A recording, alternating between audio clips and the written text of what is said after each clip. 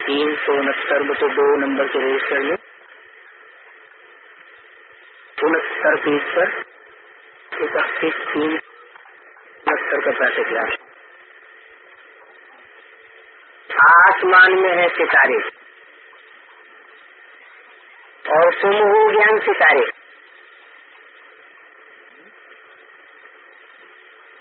सितारे आसमान में हैं और तुम कहाँ हो?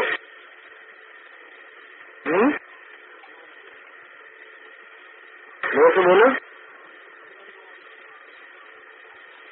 वो तो आसमान में है। हाँ, और तुम ज्ञान सितारे हो, तुम भी बहुत ऊंचाई पर हो। तुम किस स्टेज में? जैसे वो आसमान में, वो सूर्य सितारे और तुम चैतन्य सितारे। तुम्हारा ही गायन है, सूर्य सितारों का गायन नहीं है। गायन सूर्य में जड़ का होता है, चैतन्य का होता है, चैतन्य का होता है। वो सितारे हैं बड़े, परंतु दूर से छोटे देखने में आते हैं।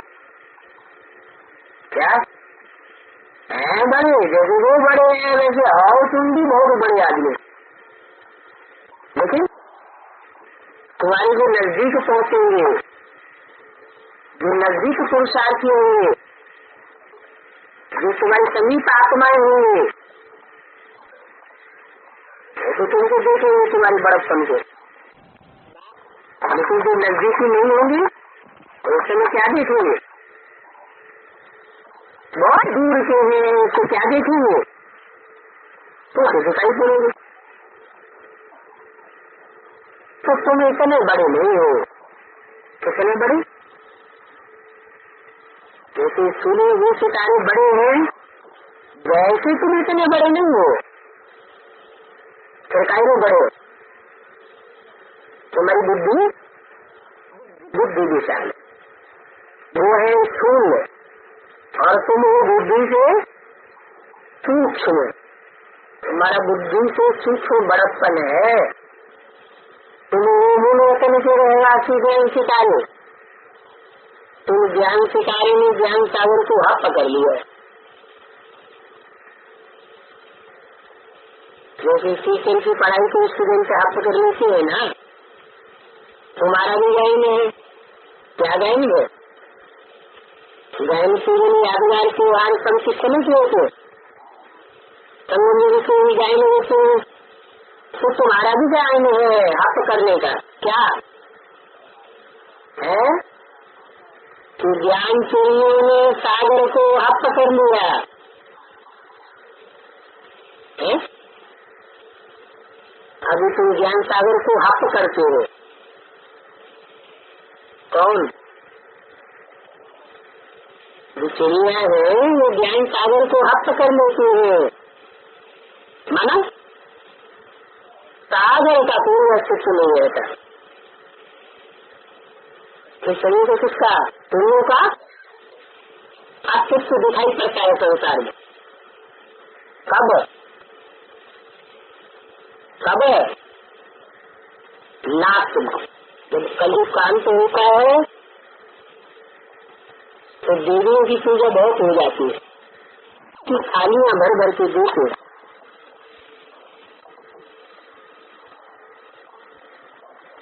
ड्रामा प्लान अनुसार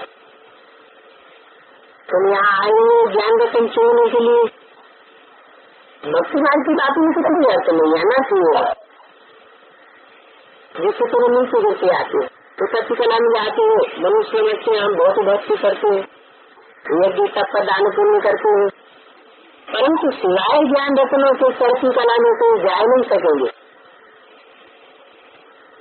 क्या तुम कितनी भी भक्ति करे, कितना भी दान करे, तप करे, पुण्य करे, लेकिन सरसी कला में सिवाय जो बाप रतन देते हैं उन रत्नों के सिवाय नहीं जा सकेगा। कलप तुम ज्ञान सागर को हप करके इस जन्म के लिए प्रारब्ध पाई लेते हो, वो या तुम इस जन्म के लिए उसे अपनी आजीविका बनाते हो। तुमसे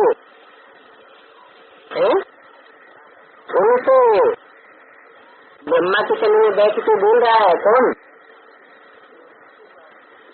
तो सुप्रीम सोल क्या कहते हैं, तुम 21 जन्म के लिए उनसे अपनी आजीविका बनाते हो,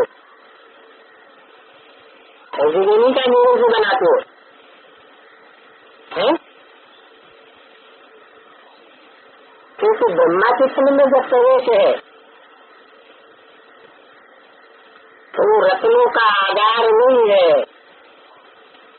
जो संसार में प्रत्यक्ष होने वाला था।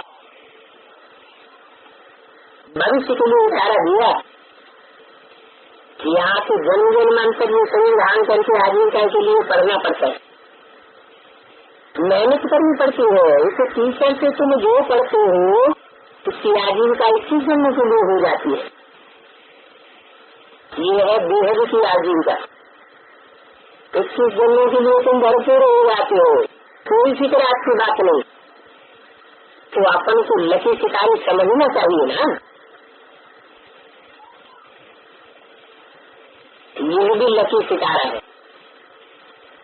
कौन? ब्रह्मा। इनमें भी ज्ञान सूर्य प्रवेश करते हैं। ज्ञान भी है, ज्ञान सूर्य प्रगटा अज्ञान मूल विनाश।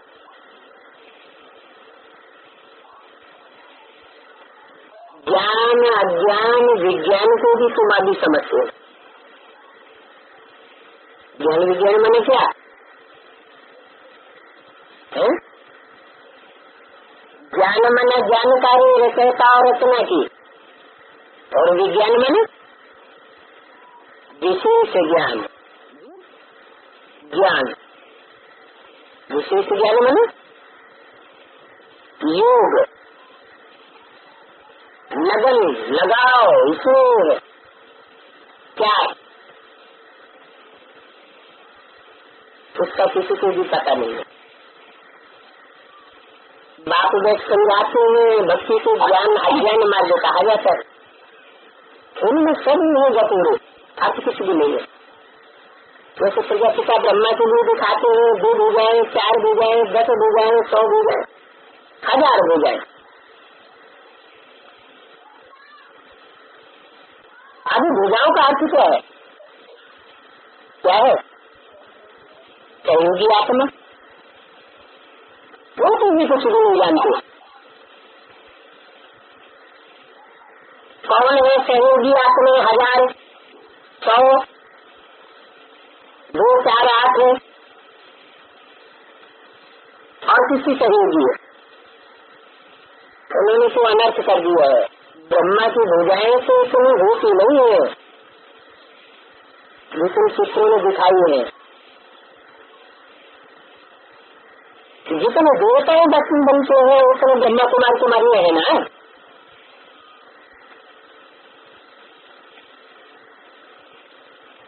विष्णु को 4 भुजाएं दिखाते हैं, उसका भी अर्थ है क्या अर्थ है कि ब्रह्मा को 1000 भुजाएं और विष्णु को 4 भुजाएं। क्यों? कौन छोटा हुआ कौन बड़ा हुआ? विष्णु बड़ा हुआ तो वो 4 ही भुजाएं। विष्णु है संपन्न रूप और ब्रह्मा है अधूरा रूप। जो संपन्न रूप है उसकी भुजाएं भी कैसी होंगे? संपन्न स्टेज वाली होनी चाहिए। माने 100% जो सहयोगी बनते हैं ईश्वरीय कार्य में, वो भुजाएं 4 भुजाएं दिखाई गई है विष्णु के साथ। और ब्रह्मा है उसको मृत्यु मुख का, विष्णु है सत्युग का, संपन्न युग का, ब्रह्मा है अपने युग का, कलाहीनता का युग। संगम युग में मृत्यु लोक में ब्रह्मा की आयु पूरी होती है तो उसकी भुजाएं कितनी? 1000 भुजाएं दिखाती है। माना 1000 सहयोगी बनते हुए नंबरवार पुरुषार्थ अनुसार परिपूर्णता की बात नहीं है।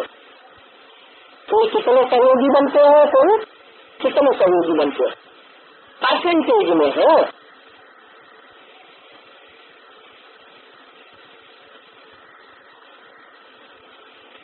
लक्ष्मी और नारायण दो है, और रावण को फिर 32 दे देती है। क्या हुआ? लक्ष्मी नारायण को दो जगह दिखाई और रावण को सारे एक दिखाया। लक्ष्मी नारायण को, एक लक्ष्मी को सर, एक नारायण को सर। राम को भी एक सर दिखाते हैं और रावण को 10 देते। तो का भी अर्थ समझाया है। रावण का क्या अर्थ समझाया? 5 स्त्री के और 5 पुरुष के विकार, ये 5 विकार है। स्त्री जाति के भी 5 विकार और पुरुष जाति के भी 5 विकार। स्त्री और पुरुष दोनों में विकार होते हैं कि ये सभी बातें समझानी होती है। क्या समझ की बातें? रावण का चित्र है कि जरूर चरित्र करने वाला भी तो कोई होगा। कौन हुई चरित्र करने वाले? जरूर इसी रूप में कोई 5 है तत्व, जैसे में तत्व, जिनका नाम दिया है मंडप, उदरी। कैसे उदरी? उदर माने पेट। कौन सा पेट? ये स्थूल पेट, जिनका बुद्धि रूपी पेट मंद है, वो मंद उदरी। 5 तत्व, वो तो जड़ तत्व है। उनके मानिंद कोई चैतन्य 5 तत्व भी है। पृथ्वी, जल, वायु, अग्नि, आकाश। और 5 पुरुष के रूप में विकार दिखाए, काम, क्रोध, लोभ, मोह, अहंकार। जरूर कोई ऐसे दुनिया में ऐसे भी मनुष्य होंगे जिन्हें अलग अलग रूप में 100% भरे हुए होंगे। एक जैसे तो कोई होते ही नहीं। एक जैसे विकार सब में होते हैं क्या?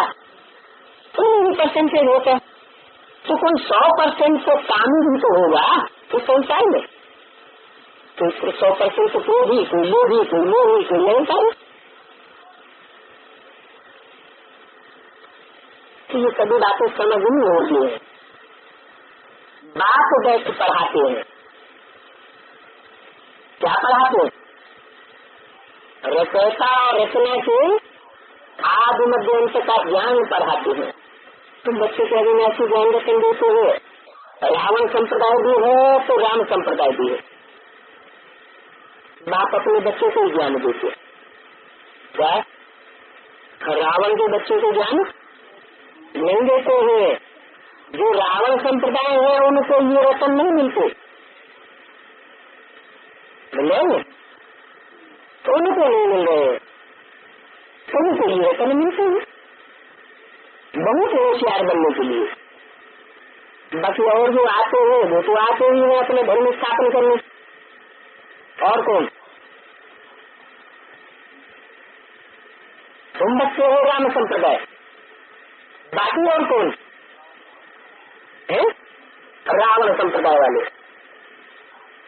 इब्राहिम बुद्ध चाहे कि गुरु नानक, इधर क्या हुए?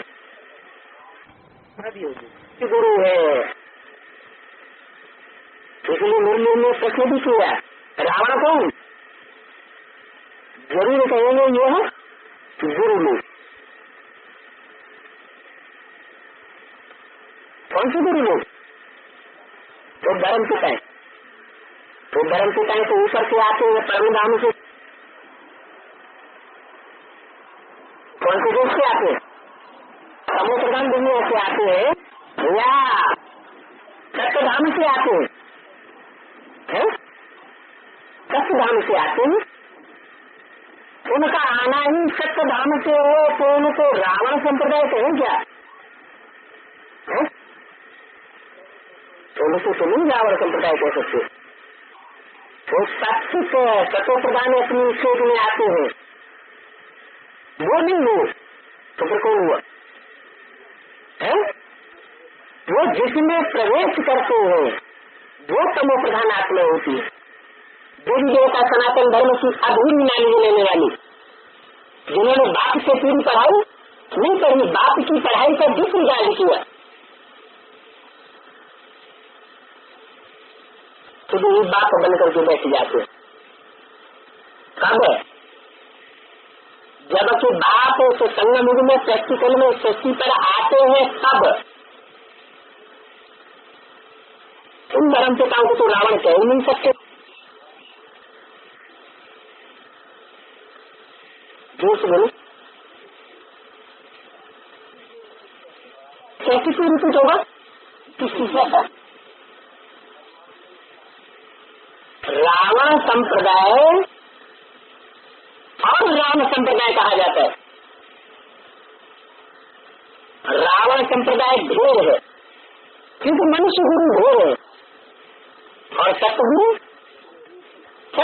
एक। तो और बाकी जो धर्म से कहीं आते हैं वो तो आते ही है अपना अपना धर्म स्थापन करने,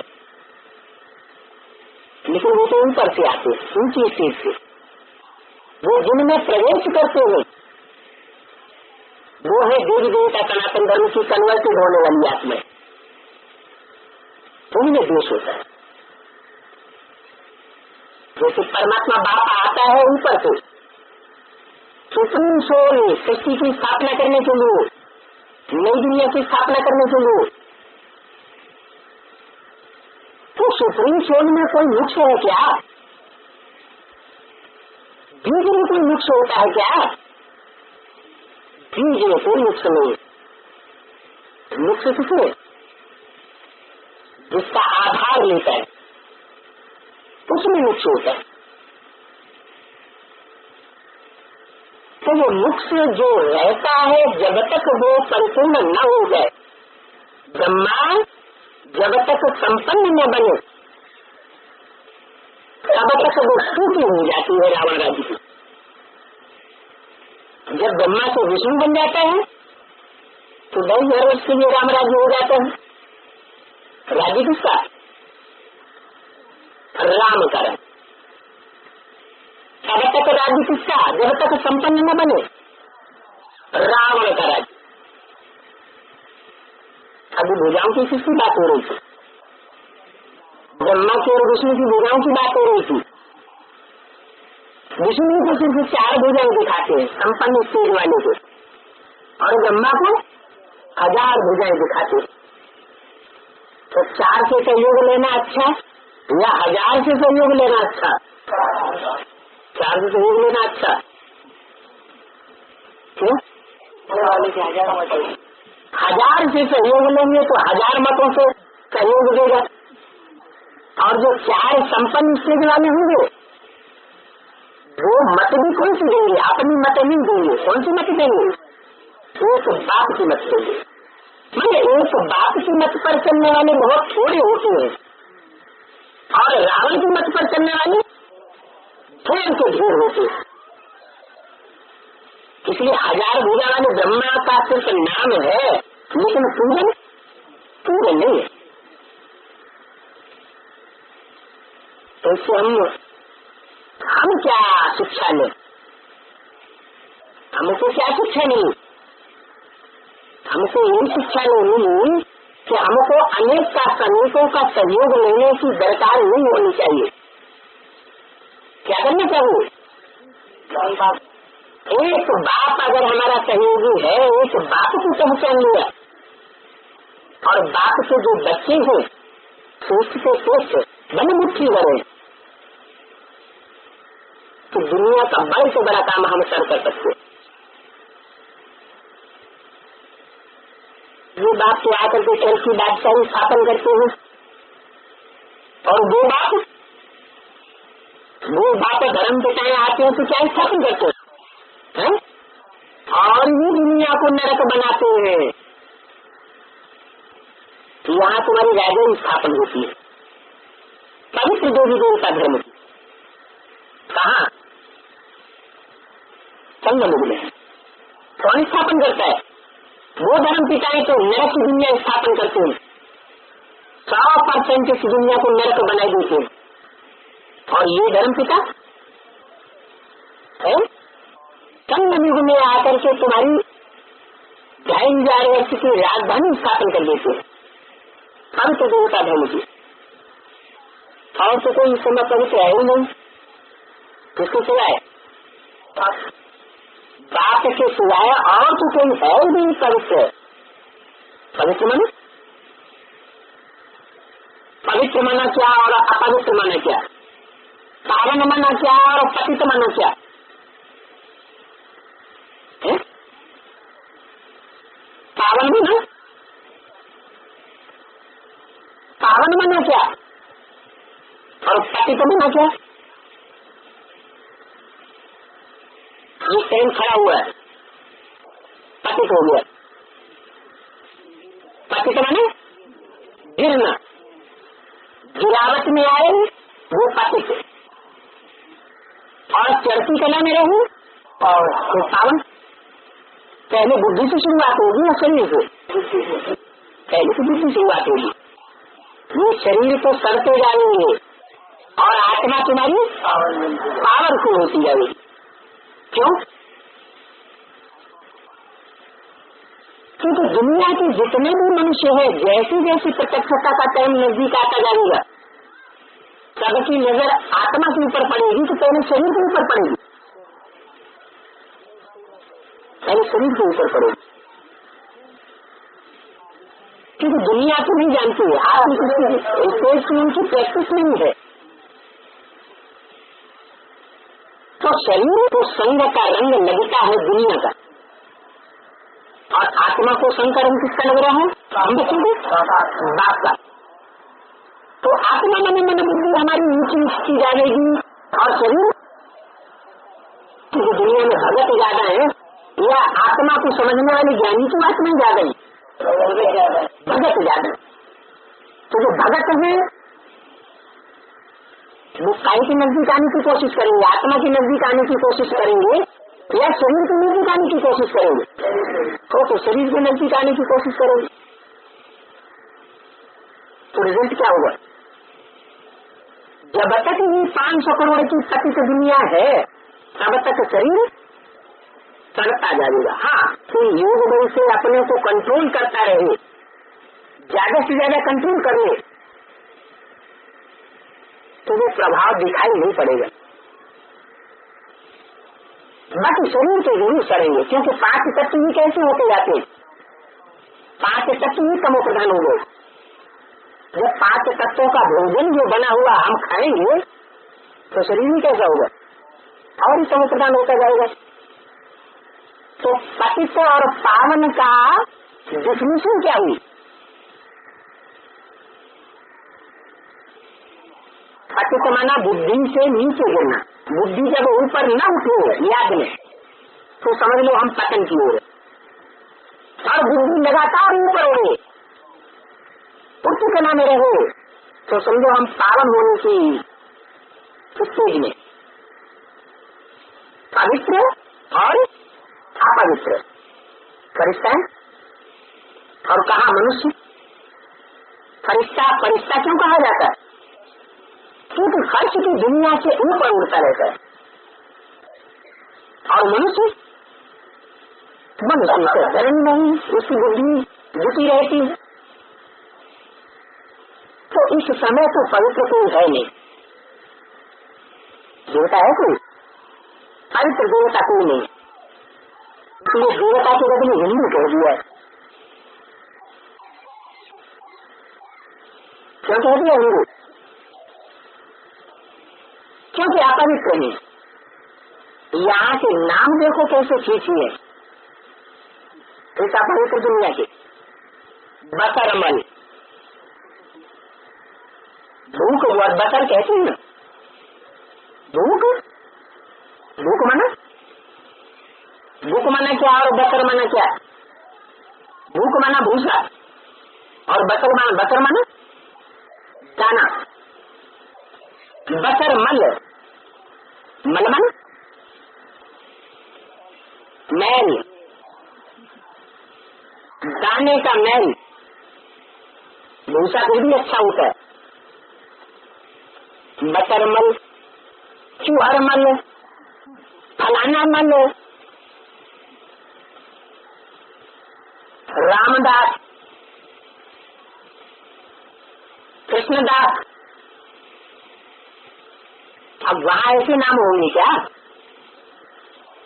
वहाँ ऐसे नाम नहीं होंगे, बाकी नाम कितने अच्छे होते हैं। तो ठीक हो गया ना।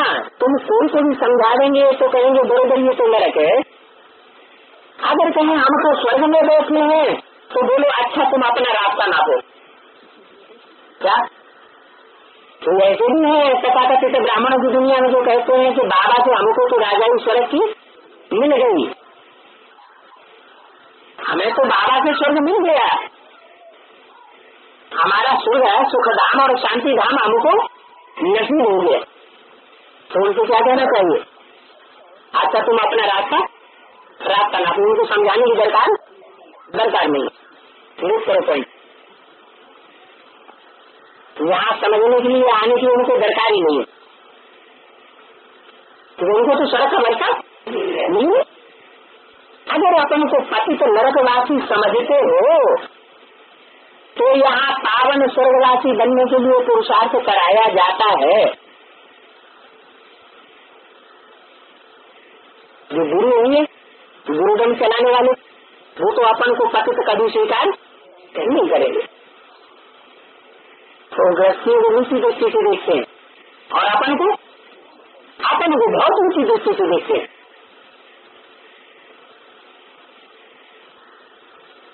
तो बोलो तुम स्वर्गवासी हो। जो स्वर्गवासी होते हैं वो फिर विषय सागर में गोता थोड़े खाते हैं। बात तो अनेक पॉइंट बतलाते रहते हैं।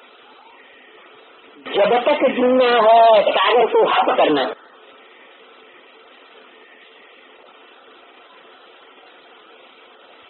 ज्ञान पूरा हुआ फिर तुम ट्रांसफर हो जाओगे। कहाँ से कहाँ?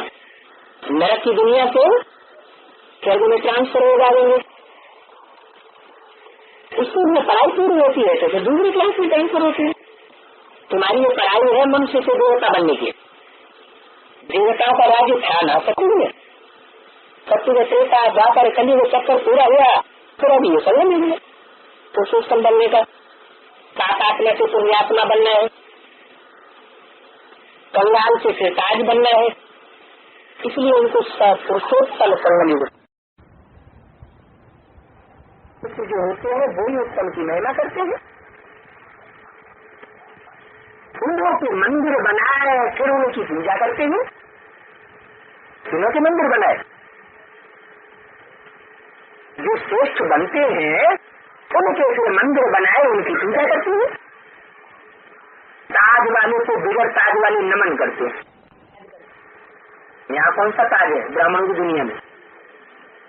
जिसने जितनी प्रवृत्ति की जिम्मेवारी उठाई, जिसने ज्ञान यज्ञ की, ज्ञान रत्नों की जितनी जिम्मेवारी उठाई, ज्ञान रत्नों को प्रचार प्रसार करने की, बाप की ज्ञान रत्न है ना। जो बाप के ज्ञान रत्न है उनको प्रचार प्रसार विस्तार में लाना है या उनको लोप कर देना है? प्रचार प्रसार विस्तार में लाना चाहिए ना। 500 करोड़ मनुष्य आत्माओं के पन्ने में रतन पड़े, ऐसा पुरुषार्थ हो। ऐसे नहीं कि परमात्मा बाप की कैसे लोप कर दी जाए, पूरी की पूरी वाणियां लोप कर दी जाए। जो परमात्मा बाप की अपनी वाणी है उस वाणी को तोड़ फोड़ करके मजीरा बना दिया जाए। इसको परमात्मा बाप का डिसरिगार्ड कहेंगे या रिगार्ड कहेंगे, तो डिसरिगार्ड हो गया। तो जो ताज वाले होते हैं इस ज्ञान रुद्र ज्ञान यज्ञ की सुरक्षा के लिए जो जिम्मेवारी का ताज धारण करने वाले होते हैं, उनको जो बिगड़ ताज वाले होते हैं वो फिर नमन करते हैं, माथा टेक करना पड़ता है, माने उनको माथा झुकाना पड़ता है। दिन प्रतिदिन तुम्हारे चित्र भी बनते रहते हैं, जो चीज बनती है उनको दिन प्रतिदिन सुधारते रहते हैं। नए बनते हैं तो फिर पुरानों को खलास करना होता है। इस स्थापना और विनाश तो संगम युग पर ही है। क्या कहा? स्थापना कौन सी युग में होगी? स्थापना भी संगम युग पर और विनाश भी संगम युग पर। तुम इन चित्रों आदि पर समझाते हो, तुम्हारी ये पुस्तक आदि भी थोड़ी टाइम के लिए है। तुम सच्ची गीता छपाते हो, जानते हो, झूठी गीता के साथ ये सच्ची गीता आदि भी सब जलकर खत्म हो जाएगी। वहां तो साथ आदि कुछ भी नहीं रहते, काम की चीज नहीं है तो उनको फिर विनाश किया जाता है। बाप कहते ये पुरानी छीछी दुनिया है, ये रहने लायक थोड़ी है। तुम इन लक्ष्मी नारायण की दुनिया में कितने सुखी थे, ये पुरानी तो तुम्हारे बिल्कुल भी रहने लायक नहीं है, इसलिए विनाश होती है। तो नई दुनिया होती है तो जरूर कभी भी पुरानी दुनिया का विनाश हो जाता है। तो ये समझ भी बाप ही आकर के देते। तुम इन लक्ष्मी नारायण की दुनिया में कितने सुखी थे, ये पुरानी तो तुम्हारे बिल्कुल भी रहने लायक नहीं है, इसलिए विनाश होती है। तो नई दुनिया होती है तो जरूर कभी भी पुरानी दुनिया का विनाश हो जाता है। तो ये समझ भी बाप ही आकर के देते हैं। जिनमें समझ नहीं है उनको कहा जाता है बेसमझ। जो बेसमझ है वो स्वर्ग में जाने के लायक नहीं है। तुमको अभी बाप खुद ही समझ दे रहे हैं, इसलिए उनको श्रीमत कहा जाता है। क्या कहा? जो बाप खुद बैठ करके जिन बच्चों को समझ देते हैं सन्मुख, उनको देवता कहा जाता है। वो श्रीमत लेने वाले श्रेष्ठ हुए, और जिनको बाप खुद बैठ मत नहीं देते हैं वो कुछ न कुछ पतित ही बन करके रहते हैं इस दुनिया में, पूरे पावन नहीं बन पाते। वो तो सदैव है ही जाता। तुम देवताएं फिर नीचे भी आते हो, तुम सदैव स्त्री नहीं रहते हो। बाप तो सदैव ही स्त्री है, क्योंकि वो तो पुनर्जन्म में आते ही नहीं है। कौन? वो बाप है। बाप तुमको स्त्री अर्थात श्रेष्ठ बनाती है। आजकल के कुत्ते बिल्ली जानवर आदि को भी श्री कह रहे थे। 5 स्टार होटलों में जाने वाला भलकामी कुत्ता हो तो उसका भी नाम क्या देंगे? श्री फलाना फलाना। उनको कहा जाता है तमो प्रधान बुद्धि। अंधेर नगरी 100 पत्थर राजा। कहाँ वो देवताएं श्री और कहाँ ये आसुरी मनुष्य श्री? तो अंधेर नगरी थोड़ी ना, ये है धृतराष्ट्र की औलाद। किसकी औलाद? राष्ट्र माना धन संपत्ति, और धृत माना धर के जो बैठ गए, दूसरों की धन संपत्ति हड़प करके बैठ गए, वो धृतराष्ट्र अंधे। और उनकी औलाद अंधों का बड़ा है रावण, जो कुछ भी समझता नहीं है। क्या अंधों का बड़ा कौन है? नंबरवार है धर्म पिताएं, और वो नंबरवार में प्रवेश करते हैं। उनका बड़ा कौन हुआ? उनका बड़ा हुआ रावण। आज से 2500 वर्ष पहले रावण का राज्य शुरू हुआ। रावण कब भी आया? 2500 वर्ष से आया। तो 2500 वर्ष में कौन सी आत्मा आई? इब्राहिम। लेकिन इब्राहिम तो सतो प्रधान है, परम नाम से आते हैं। तो रावण कौन हुआ? उस समय की तो बात ही नहीं है, बात सब किसी ने की है। राम और रावण की बात है संगम की। संगम में ही राम बाप का प्रभाव जब खत्म हो जाता है, राम बाप जो साकार तन में आता था ब्रह्मा के तन में, वो गया, कहाँ गया? वाणी से परे की स्थिति में मुक्त हो गया। तो कौन प्रत्यक्ष हो गए? तो रावण प्रत्यक्ष हो गए। माने इब्राहिम जिसमें प्रवेश करता है वो आत्मा सेकंड नारायण सत्युग का कौन सूर्य कला वाला, उसके हाथ में सत्ता आ जाती हो। तो अंधों का बड़ा है रावण जो कुछ भी समझता नहीं है। कैसा है? कैसा ना समझ है? शास्त्रों में उसका नाम क्या दिया है? कैसी बुद्धि है? मंदोदरी भी नाम है, अहिल्या बुद्धि भी नाम है। क्या बन गई? पत्थर बुद्धि बन गई। मैंने उसने कोई ऐसा काम किया यज्ञ में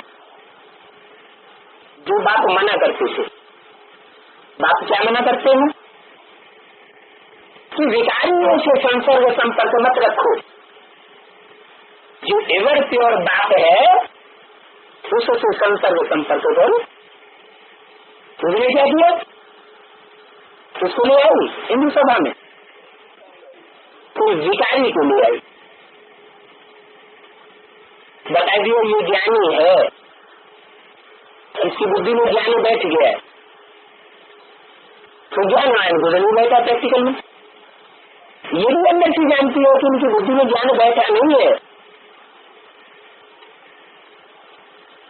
तो समझते हैं कि बाप के सामने आने से ही बाप खुश हो जाएगा। अब बाप तो सब जानते हैं, तो कुछ भी समझता नहीं है रावण। उनको ब्लाइंड कहा जाता है, अंधा। किस बात में अंधा? जैसे कामांध, सबसे पहला अंधा किस बात में? काम विकार में अंधा। फिर क्रोध। तो उनकी आत्मा में ज्ञान नहीं है, ज्ञान नेत्रहीन है, इसलिए अंधा कहा जाता है। तुम आत्माओं को अभी ज्ञान नेत्र मिल रहा है, तुमका नेत्र मिल रहा है, ज्ञान का नेत्र। तुमको ज्ञान का नेत्र मिलता है तो काम भस्म हो जाता है। तुमको ज्ञान का नेत्र है ही नहीं, तो काम और क्रोध बढ़ेगा या घटेगा? सारी बढ़ेगा। तुमको ज्ञान नेत्र मिल रहा है जिससे तुम सृष्टि के आदि जंतु को जान जाते हो। तुम जानते हो हम आत्मा है, हम आत्मा शरीर से पार्ट बजा रहे हैं। भगवान भी कहते हैं मैं शरीर से पार्ट बजाता हूँ। क्या कहा? भगवान जो कुछ भी पार्ट बजाता है बिना शरीर के बजाता है क्या? यह सूक्ष्म पतनवादी ब्रह्मा के द्वारा बजाता है, वह बिंदी फुटक फुटक करती है।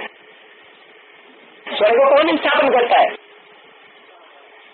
स्वर्ग स्थापन करने का जो पार्ट है वो है किसका? मूल पार्ट बाप का।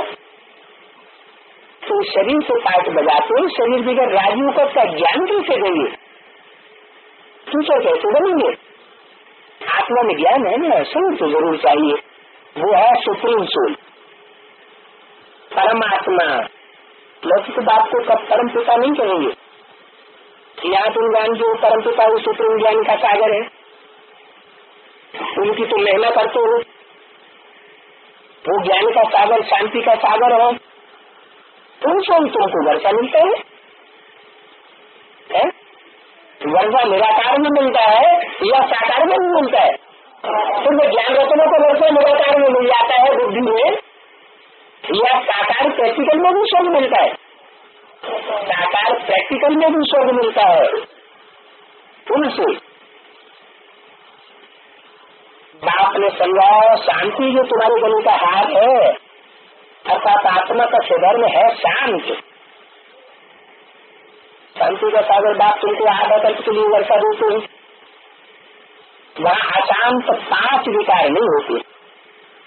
पुरुष गाई जाता है देवताओं का अध्याय का राज्य, किसका राज्य? देवताओं का राज्य, दैत्यों का राज्य नहीं, देवताओं का राज्य। कैसा राज्य होता है? अद्वैत, माना 2 मतें जहाँ नहीं होती है वो है अद्वैत राज्य, राम राज्य। और जहाँ 2 मतें हो गए वो है रावण राज्य। तो अभी कौन सा राज्य चल रहा है? रावण राज्य। रामायण में कौन सा राज्य चल रहा है? कौन सा राज्य चल रहा है? राम राज्य चल रहा है, रावण राज्य चल रहा है? राम राज्य चल रहा है। अभी भी रावण राज्य चल रहा है, क्योंकि जो पहला जो सेट है प्रवृत्ति मार्ग का, कौन सा? पहला जो युगल है प्रवृत्ति मार्ग का, उससे पहले युगल की प्रत्यक्षता होनी चाहिए। किस रूप में? अद्वैत रूप में। अद्वैत माने एक मत हो दोनों, द्वैत पैदा न होने पाए। अगर द्वैत पैदा होता है तो है रावण राज्य, अगर एक मत है तो है राम राज्य। तो देवताओं को होता है अद्वैत राज्य, फिर द्वैत शुरू हो जाता है।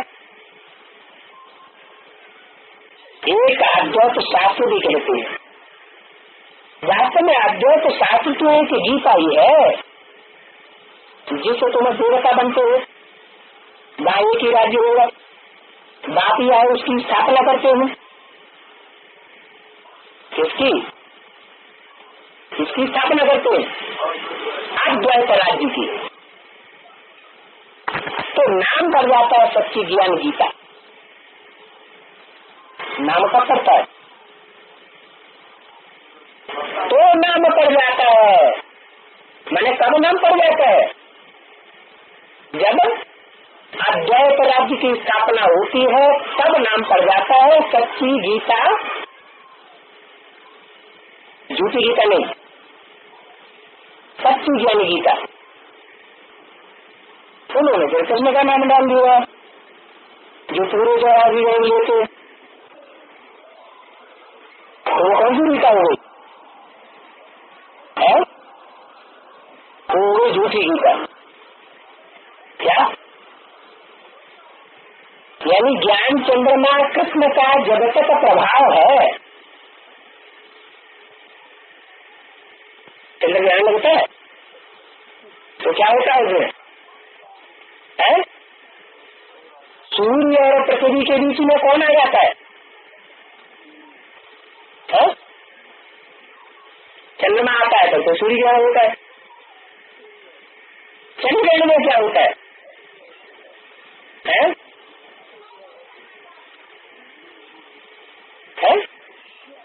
जो सूर्य ग्रहण होता है उसमें तो चंद्रमा बीच में आ जाता है, पृथ्वी और सूर्य के बीच में। तो चंद्रमा जब आ जाता है तो चंद्रमा का परछाया पृथ्वीवासियों के ऊपर पड़ता है। तो पृथ्वीवासी क्या समझते हैं? तो सूर्य का अंधेरा हो गया, सूर्य अंधेरे में आ गया, उसको ग्रहण लग गया। वास्तव में उन पृथ्वीवासियों के ऊपर प्रभाव किसका पड़ गया? चंद्रमा का प्रभाव पड़ जाता है। तो यहाँ भी ज्ञान चंद्रमा है, ज्ञान सितारे है। मुरली किस बात की सुन रही?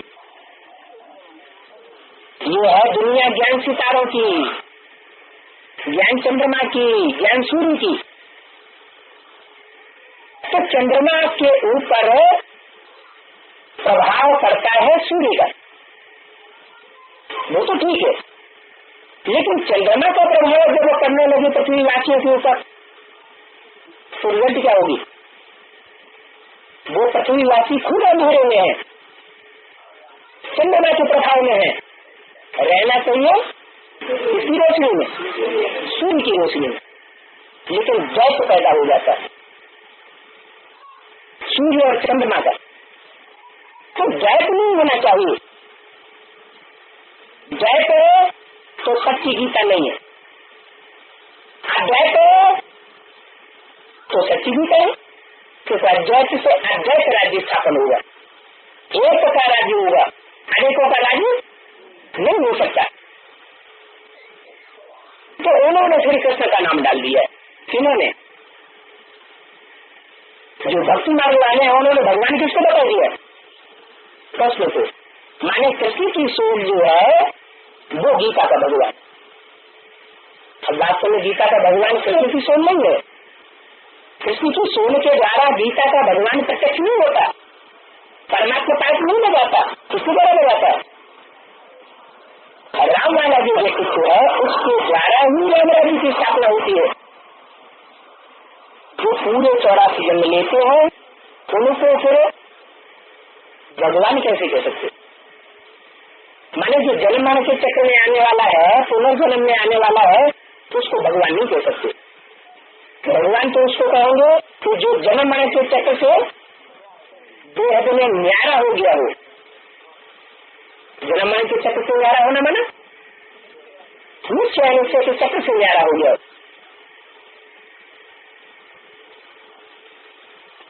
उनका तो है ही अलग से किसी जन्म में, दूसरा कोई ऐसा जन्म लेता ही नहीं है। ऐसा जन्म, ऐसा दिव्य और अलौकिक जन्म दूसरा कोई नहीं लेता है जैसा बाप लेता है। एक ही बार बात आते हैं, बाकी जो भी आत्मा है वापस को नहीं जा सकती जब तक बाप ना आए और वापस नहीं ले गए। बड़ी बड़ी सही लेते रहते हैं, हमको भी बुलाते हैं, वो सत्य का पावन आए, परंतु हमारे आने का पास तो एक बार का है। क्या मैं एक ही बार आता हूँ, एक ही बार आकर के मैं स्थापना करता हूँ। नहीं एक बार आया कल 36 में,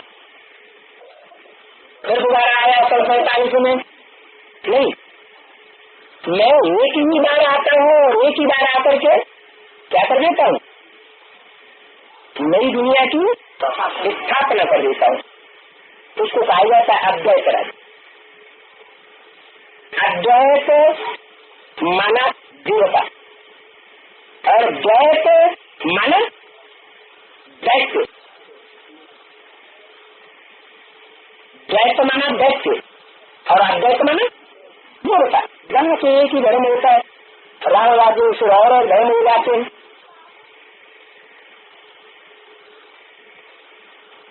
शिक्षण होती जाती है, बात विभिन्न प्रकार के पॉइंट्स लेते रहते हैं समझने के लिए।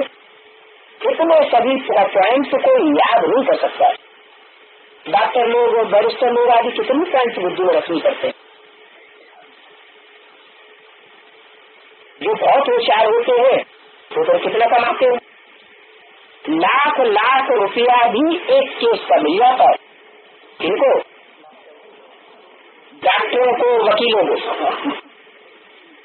10-20 हजार तो उन्हों के लिए बड़ी बात नहीं है। और तो कोई देखो 200-400 रुपया भी मुश्किल महीने में कमाते, पेट की रोटी भी पूरी क्यों कर सकते? तो सारा मदार पढ़ाई पर है। तुम्हारी भी ये पढ़ाई है, पॉइंट्स तो बहुत मिलती है जो अच्छी रीति धारण करनी है। इसलिए बाबा कहते हैं इन पॉइंट्स को नोट करो। डॉक्टर लोग भी प्रिवाइज करते हैं, दवाइयाँ कितनी देर निकलती रहती हैं, दवाई बेचने वाले को कितनी दवाइयाँ याद रखनी पड़ती हैं। तो हर बात में फर्स्ट सेकंड थर्ड देते जरूर है, ये तो अनुभव भी रखे हैं। यही गोरा और यही फिर सांवरा बनते। कौन है? किसी ने कहा है ब्रह्म बाबा दिएगा। वही गोरा बनते हैं, वही सांवरा बनते हैं। रथ की बात हो रही है, वहाँ आत्मा की बात हो रही है। ये तो अनुभवी रथ है ना, यही गोरा फिर सांवरा बनते हैं, इसके लिए बात हो रही है। आत्मा की बात हो रही है, रथ की बात हो रही है, रथ की बात हो रही है। हाँ, तो यही यह कैसे इशारा से करते, किसी तरफ, ब्रह्मा की तरफ, बाजू वाले की तरफ। तो यह तो अनुभवी रथ है ना। चलो अनुभवी रथ हो गया, जैसे माता जी बोल रही है, ब्रह्मा जी जो बोला ये अनुभवी रथ है। यही गोरा फिर सांवरा बनते हैं, तो वो रथ गोरा तो फिर सांवरा बना। उस रथ के लिए ये कहें कि गोरा भी बनता है, सांवरा भी बना है, दोनों बनता है क्या? सांवरे से गोरा बनता है? बनता है, वो रथ है। यहाँ रथ की बात हो रही है, नहीं बनता है। वो रथ सांवरा था, फिर गोरा वो रथ नहीं बनता है, कभी छूट जाता है। तो सुनिए ये बात हुई, जरूर भविष्य में जो मुकर्रर रथ संसार में प्रत्यक्ष होने वाला है, वो अनुभवी रथ है, जो यदि के आदि में भी था।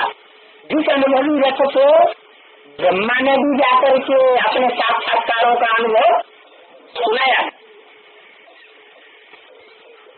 तो यही गोरा से सावरा बनते हैं। मनुष्य थोड़ी इन बातों को समझते हैं। तो कृष्ण श्याम सुंदर क्यों कहते हैं? कौन से मनुष्य? तो ब्राह्मण की सल्लम की दुनिया के तथा कथित है, जो मनुष्य गुरु है वो इन बातों को नहीं समझते। तो समझते हैं कि 69 में जो रथ था वो था श्याम, और फिर सचिव में जो कृष्ण बच्चा पैदा होगा वो सुंदर हो। तो एक रथ हुए या दो रथ हुए? यहाँ तो एक रथ की बात हुई। ये तो अनुभवी रथ है ना, यही रथ है। क्या यही रथ गोरा फिर सांवरा बनते। तो जरूर कोई दूसरा रथ है जिसमें वो कृष्ण की सोल भी प्रवेश करके पहले श्याम पाठ बजाती है, फिर सुंदर पाठ बजाती है। तो तुम बता सकते पूरे 84 जन्म तो यही लेते हैं ना। कृष्ण कहो व लक्ष्मी नारायण कहो, बात नहीं है। फिर भी लक्ष्मी नारायण से कृष्ण सीखा है क्या? लक्ष्मी नारायण से कृष्ण सीखा ठहरा, किसने? क्योंकि बाल ब्रह्मचारी, छोटे बच्चे को महात्मा से भी ऊंचा कहा जाता है, इसलिए बच्चे को बहुत प्यार करते हैं। सन्यासी को इतना प्यार नहीं करेंगे, बच्चे को बहुत प्यार करेंगे। वो तो झूठ बोलते हैं कि हम जन्म मरण में नहीं आते हैं, तो शून्य जन्म को मानते हैं, तो नहीं मानते। अभी तुमसे समझते हो हम आपने जन्म मरण के चक्र में आते हैं। बाप एक बार आए रहते रचने के बाद लग से 84 के चक्र का नाम समझाते हैं। अभी बात कहते हैं बच्चे योग बल से सावन जरूर बने। ये है सहज राजीव वर्षा किया, हम आत्मा है, बाप को याद करना है। अभी हमको वापस घर जाना है। तुम अब वो अवस्था पाए रहे, हमें सभी भाई भाई है, तो सब खराबी की बात नहीं होगी। खराबी की बात कब होती है? जब आत्मा भाई भाई की स्मृति भूल जाती है। क्योंकि एक बाप के तुम बच्चे हो जाते हो, हम आत्मा भी बाप से वर्षा लेती है, तभी तो 10 का एक बाप से याद करेंगे तो वर्षा भी मिलेगा। बाप आते सभी को मुक्ति देने अथवा सदगति देने, तो गति सदगति दोनों ही मिलती है ना। जब तक स्वर्ग में पाए से शुरू हो तब तक मुक्ति मिलेगा। तो रुद्रमाला भी तुम्हारी है ना। आत्मा को उपाय तो मिलता है, आत्मा अविनाशी है, उनको उपाय भी अविनाशी मिला हुआ है। क्योंकि ये जो भी शास्त्र है सभी दुर्गति के लिए बात कहते मैं तुमको राज्य सिखलाता हूँ, जिसका फिर गीता शास्त्र बना, वो गीता शास्त्र लोग पढ़ते रहते हैं। इस समय जो कुछ होता है उन बातों का त्योहार बनाते हैं, और फिर शास्त्र पढ़ते ही मिलता कुछ भी नहीं है। मिलना तो एक सही है, तो पर्व का सदगति बात है तो एक ही बात है। तो गुरु भी उनको ही कहा जाए। सदगति देने वाला सदगुरु अकाल मूर्त है। कैसी मूर्त है? काल मूर्त, इसकी मूर्ति को काल खा नहीं सकता। मृत्युलोक वासी को सदगुरु नहीं कहा जाता है। कहाँ का वासी? जो मृत्युलोक में रहने वाला है, माना निश्चय अनिश्चय के चक्र में बार बार आने वाला है, उसको क्या नहीं कहा जाता? उसको सदगुरु नहीं कह सकते। वो सदगुरु नहीं हो सकता। सदगुरु कौन हो सकता है? जो निश्चय अनिश्चय के चक्र में ना हो। तो मृत्युलोकवासी को सदगुरु नहीं कह सकते। वो है अमरलोक और ये है मृत्युलोक। अमरलोक में गुरु की दरकार होती नहीं। एक सतगुरु ही अमरलोक बना देते हैं। बाकी तो सभी बच्चे मार जाता है, गिरने का मार्ग समझाने से समझ हो जाते हैं ना। छोटे छोटे बच्चों को चित्र पर समझाने से बुद्धि में बैठ जाता है। तो ये भी स्कूल है, तुम पढ़ करके पूरा करेंगे तो चित्र आदि सभी खत्म हो जाएंगे। तुमसे पूछे ये चित्र किसने बनाए हैं? तुम्हारे गुरु को जो ने सिखलाया है?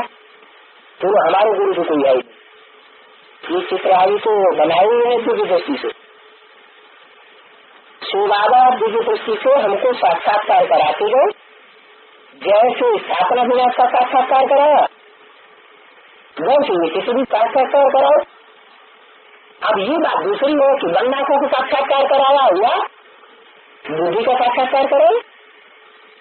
नहीं तो हम क्या जाने इन चित्रों आदि से ये निराकार बात की है, ये है साकार। इनका गुरु होता फिर तो ऐसे चित्र आदि बनाने वाले भी बहुत हो जाते। ये तो बच्चों ने बनाई, बच्चों को बाप ने साक्षात्कार कराया, इनको ज्ञान की चटक लगी तो बनारस में जाकर के बैठ गई थी। क्या इनको ज्ञान की चटक लगी तो बनारस में जाकर बैठते थे। दीवान पर धूल आदि निकाल के रहते थे।